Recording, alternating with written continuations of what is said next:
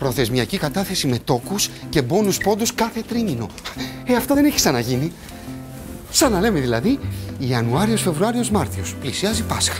Με τους τόκους σέρβις στο αυτοκίνητο και με μπόνους πόντους βενζίνη για το χωριό και δώρα για το βαφτιστήρι. Απρίλιος, Μάιος, Ιούνιος. Διακοπές. Με τους τόκους στο ξενοδοχείο και με μπόνους πόντους τα εισιτήρια. Ιούλιος, Αύγουστος, Σεπτέμβριος. Ξεκινάει το σχολείο του μεγάλου. Με τους τόκους στα φροντιστήρια και με μπόνους πόντους το γραφείο και τα σχολικά. Οκτώβριος, Νοέμβριος, Δεκέμβριος. Χριστούγεννα. Με τους τόκους δώρα για όλους και με μπόνους πόντους στο γιορτινό τραπέζι. Πάλι την προθεσμιακή σκέφτεσαι?